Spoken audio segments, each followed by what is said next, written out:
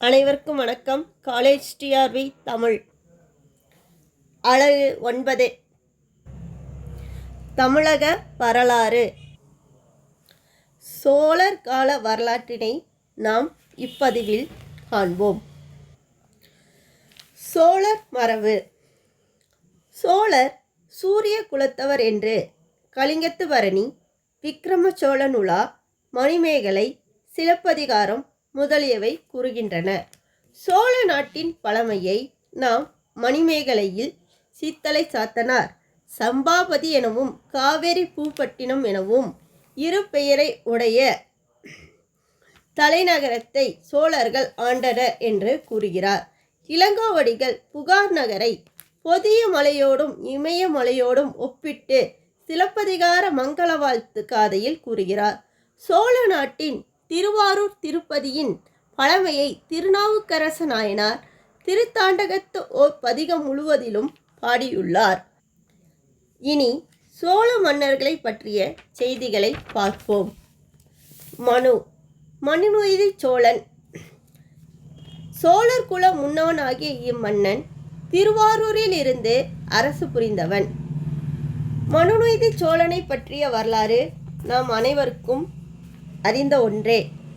ஆம், பசுவின் கண்டிற்காக தன் மகனை தேர்காலில் இட்டவன். இவ்வரலாறு சேக்கிழாரால் பெரிய புராணத்தில் கூறப்பட்டுள்ளது. சிலம்பு மணிமேகலையிலும் கூறுகிறது. அடுத்து முசுகுந்தன். கரூரில் அரசர் குலத்தில் முசு முகத்துடன் தோன்றிய தம் குழந்தைக்கு முசுகுந்தன் என பெயரிட்டனர். இவன் பேராற்றலும் பெரும் புகழும் வாய்ந்த மன்னன். பூர்வ புண்ணியத்தால் அளவு கடந்த சிவபக்தியை உடையவன். இவனை பற்றிய செய்தி சிலம்பு, மணிமேகலை, கலிங்கத்து பரணி, திருவாரூர் ஒரு துறைக்கோவை ஆகியவை கூறுகின்றன. சிபி உசினரன் புதல்வனாவான். புறாவிற்காக தனது சதையை அறிந்து கொடுத்தவன். கம்பராமாயணம், புறநானூறு, சிலப்பதிகாரம், கலிங்கத்து பரணி, விக்கிரம சோழன் உலா ஆகியவற்றில் இவனது வரலாற்றை அறிய முடிகிறது. காந்தன். காவிரி பூப்பட்டினத்தில் இருந்து ஓர் சோழ மன்னன் அகத்திய முனிவர்பால் மிக்க பக்தியுடையவன். இவன் வேண்டுகோளுக்கிணங்கியே அகத்தியர் தமது கமண்டலத்திலிருந்து காவிரியை நதி வடிவாக நிலத்தில் பெருக்கச் செய்து சோழ நாட்டை வளமுறச் செய்தார் என்று மணிமேகலை பதிகத்தின் மூலம் அறிய முடிகிறது. இம்மன்னனை பற்றியும் கலிங்கத்து பரணியிலும் விக்கிரம சோழன் உலாவிலும் அறிய முடிகிறது. தூங்கையில் எரிந்த தொடித்தேட் செம்பியன்.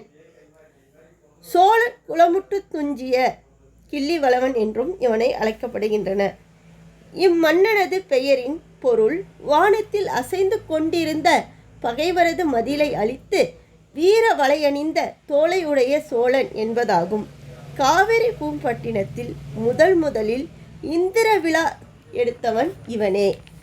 இவனை பற்றிய செய்தியும் சிலம்பு, மணிமேகலை, புறநானூறு, சிறுபானாற்றுப்படை, பழமொழி, கலிங்கத்து பரணியில் அறியப்படுகிறது. கரிகாலன்.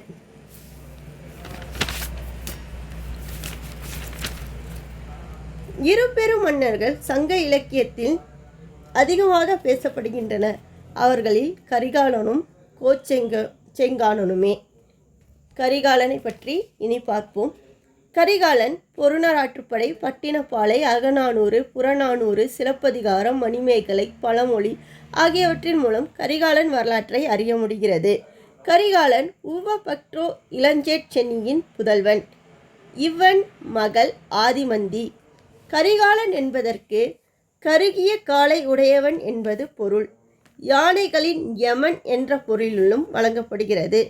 வெண்ணி போர்க்களத்தில் பாண்டியன், சேரன் இருவரையும் படுதோல்வியுறச் செய்தவன். இதுவே இவனது ஆட்சியில் நடைபெற்ற முதல் போரும் கூட.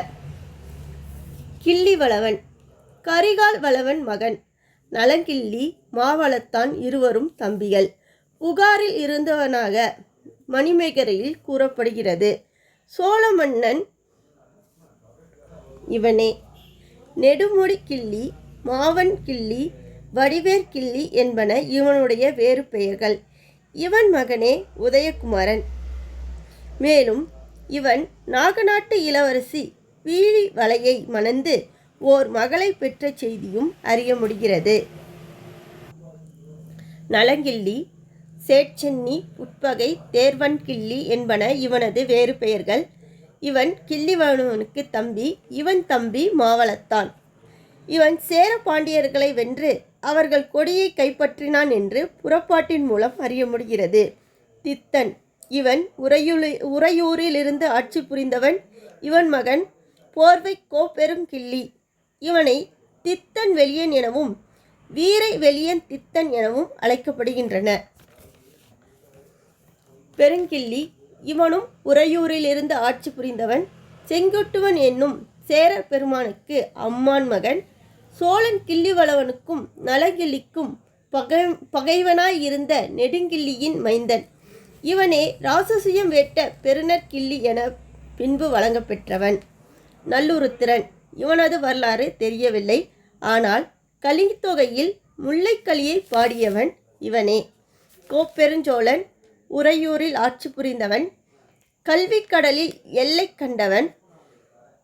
செந்தமிழ் பாக்கள் பாடுவதில் சிறப்பு மிக்கவர். இவனுக்கு பிசிலாந்தையார், பொத்தியார் போன்ற புலவர்கள் ஆருயிர் நண்பர்களாக இருந்தனர். கோச்செங்கோச்சோழர், இன்னும் ஒரு நாளிகை கழித்து இக்குழந்தை பிறந்தால் மூன்றுலகமும் புறக்க வல்லதாகும் என்று கூற, அதன்படியே ஒரு நாளிகை கழித்து என் பிள்ளை பிறக்கும்படியாக என் கால்களை மேலே தூக்கி கட்டுங்கள் என்று கூறினார். அதன்படி பிறந்தவன்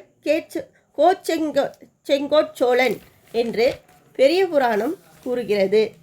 பொய்கையார் செங்கோச்சோழரது வெற்றி திறத்தை சிறப்பித்து 14 கீழ்கணக்கு நூல்களில் ஒன்றாகிய களவழி 40 என்னும் நூலினை இயற்றி சேரமானை சிறை மீட்டார் என்று கூறப்படுகிறது. இவையே சங்க இலக்கியங்களிலிருந்து நாம் பண்டைய சோழர்கள் பற்றி அறியும் செய்திகள் ஆகும். அடுத்த பதிவில் சங்ககால ஆட்சி முறையும் சமூக வாழ்வும் குறித்து காண்போம். நன்றி, வணக்கம்.